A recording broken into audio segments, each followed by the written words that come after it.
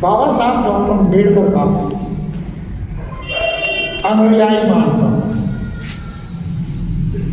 DSP बाद में बनी है, लेकिन मैं बाबा साहब का अनुयायी पहले से था। और बीएसपी के संस्थापक मान्यवर कांशीराम साहब ने जो कार्य किया, उत्तर प्रदेश में 4 बार बहुजन समाज पार्टी की सरकार बनी, लोग साथ में जुड़े थे, लेकिन साथ में जुड़ने के लिए बहुत सारे प्रयास होंगे। कांशीराम जी एक रोज 12 नंबर पर मीटिंग ले रहे थे। एक आदमी वहां पर खड़े हुए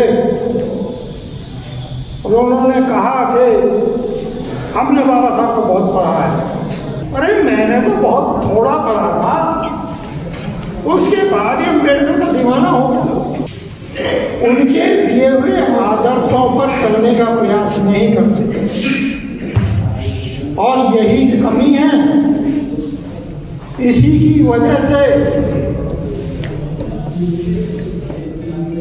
समाज पीछे जा रहा है। दिल्ली में क्या हालत थी बहुजन समाज पार्टी की, बहुत सारा परसेंटेज था वोटों का, बहुत कम पहुंच गया है। और उसका कारण जो है ना, मैं समझता हूं लोगों के साथ साथ हमारा अपना जो बीएसपी के कार्यकर्ता कहते हैं, आपने आप माफ करेंगे बैठे हुए लोग, वो बीएसपी के लिए उस पहले वाले लेवल से काम नहीं कर पा रहे। शायद यही वजह है कि लोग पीछे रहे। दूसरा एक कारण ये भी है, एक हमारे यहाँ पर आज की तारीख में तो वो सत्तारूढ़ पार्टी है, लेकिन वो समाज को तोड़ने का काम कर रही है। हिंदू मुसलमान का चक्कर चला करके जो होना चाहिए वह नहीं होता। सरकारी नौकरियां खत्म हो रही हैं, और जिस समाज से मेरा संबंध है उस समाज की हालत सरकारी नौकरियों में रिजर्वेशन होने के कारण ही अच्छा हुआ। लेकिन सरकार, आज की सरकार वो इस चीज से परिचित है कि इन लोगों को कैसे इन अधिकारों को छीना जाए, कैसे ये जो बराबर आगे बढ़ रहे हैं कैसे रोका जाए, और वो उसी रास्ते पर चल रहे हैं, उसी के आधार पर चलते हैं। उन्हें मालूम है कि जैसा मैंने अभी बताया कि सरकारी नौकरियों में रिजर्वेशन के कारण ही इस समाज को कुछ प्रगति हुई थी, पूर्ण रूप में नहीं हुई है अभी। आज भी गांव में जाकर के देखो, बहुत सारे लोग आज भी भूखों मरने के कगार पर हैं। लेकिन दिल्ली में जो बैठे हुए लोग हैं, मैं भी उनके जैसे एक हूँ, वो सोचते हैं अरे हमारी तो नौकरी लग गई है, हम तो ठीक है, हमें दूसरों से क्या लेना देना, गांव वाले मरते रहे हमारा। काश बाबा साहब ने और काशीराम जी ने भी यही सोच लिया होता कि मैं तो ऐशो ऐशरत का जीवन व्यतीत कर सकता हूँ, गाड़ियों में चल सकता हूँ, कोठियों में रह सकता हूँ, मुझे क्या लेना है गरीबों से दूर। तो हमारी क्या हालत होती, कल्पना ही की जा सकती है। लेकिन हम भूल जाते हैं, भूल रहे हैं उन महामानवों के बलिदान को। उन्होंने हमारे लिए कितना कुछ किया, इंसान बन गए इंसान। वरना माफ करेंगे मुझे भी, मतलब वही कहना पड़ सकता है कि वर्ण व्यवस्था के आधार पर फिर तोड़ा गया।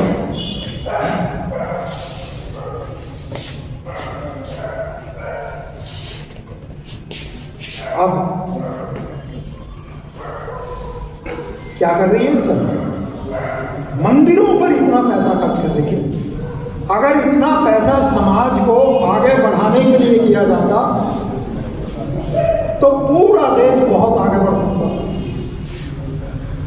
अरबों खरबों रुपए खर्च किए जा रहे हैं मंदिरों पर।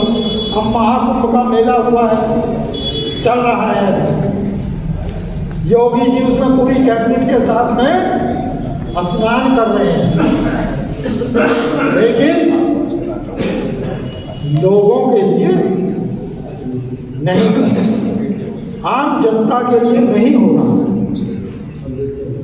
इसलिए मैं ये कहता हूं, हमारे नेता तो कहते ही हैं कि मैं ये कहता हूं, अगर हमने हमारे महापुरुषों के आदर्शों को याद नहीं किया तो फिर रसातल में चले जाएंगे। ध्यान रखो इस बात को। तो इसलिए आज जरूरत है महामानव बाबा साहब डॉक्टर अम्बेडकर और मानवंत साहब कांशीराम जी के रास्ते पर बतलाए हुए रास्ते पर चल करके हम बहुजन समाज पार्टी को सत्ता में ला सकते हैं, लेकिन उसके लिए संघर्ष की जरूरत होगी, काम करने की जरूरत होगी और हर एक आदमी को काम करना। ये नहीं होगा कि उसमें मायावती जी ही करें या जो हमारे कैंडिडेट हैं लोहिया जी वो ही करें या और जो जिले के या पदाधिकारी हैं वो ही करें। हर एक आदमी को काम करना होगा, तभी बीएसपी सत्ता में आ सकती है और तभी समाज की हालत सुधर सकती है। केवल समाज ही नहीं, देश की हालत। एक रोज की बात है, मैं चाय की दुकान पर बैठा हुआ था, तो वहाँ पर मुझे यहाँ कहना नहीं चाहिए लेकिन फिर भी कह रहा हूँ, मायावती का चित्र लगा हुआ था दीवार पर। उनको पहले से नहीं जानता था,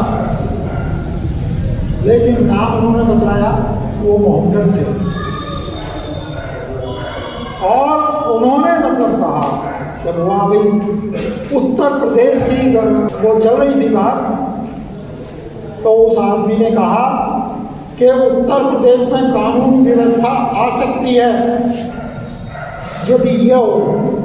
बहन जी के चित्र की तरफ हाथ उठाकर उसने कहा यदि ये हो, सत्ता में आ जाए, सरकार बन जाए तो कानून व्यवस्था सुधर सकती है। लोग आज भी कहते हैं, लेकिन हम लोग थोड़ा थोड़े लालच के, किसी ने शराब पिला दी, किसी ने खाना खिला दिया, किसी ने 2, 4, 10, 5 रुपए दे दिए, तो उसके लिए जो है ना हम अपने स्वयं को बेच देते हैं। साथियों याद रखें, हम इस वोट की कीमत को नहीं जानते। वोट बहुत कीमती है। जिन लोगों ने वोट प्राप्त करने के लिए संघर्ष किया है, गोलियां खाए हैं, चाहे वो अमेरिका के लोग हों या इंग्लैंड और आयरलैंड के लोग हों, उन्होंने गोलियां खाई हैं, संघर्ष किया है, तब उन्हें सत्ता में वोट देने का अधिकार था। लेकिन हमें यहाँ पर बिना किसी संघर्ष के, बिना मांगे हुए वोट का अधिकार बाबा साहब ने दे दिया। एक और मैं शायद आप लोगों में से बहुतों को मालूम ना हो, जब वोट के अधिकार की बात चल रही थी तो गांधी जी के नेतृत्व में कांग्रेस ने कहा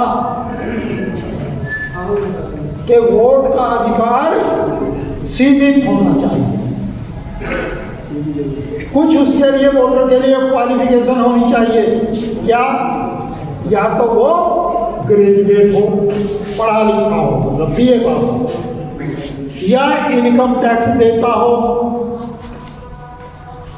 या प्रॉपर्टी टैक्स देता हो। अब माफ करना, यहां पर अधिकतर लोग जो है ना ये SC ST कैटेगरी से संबंधित है,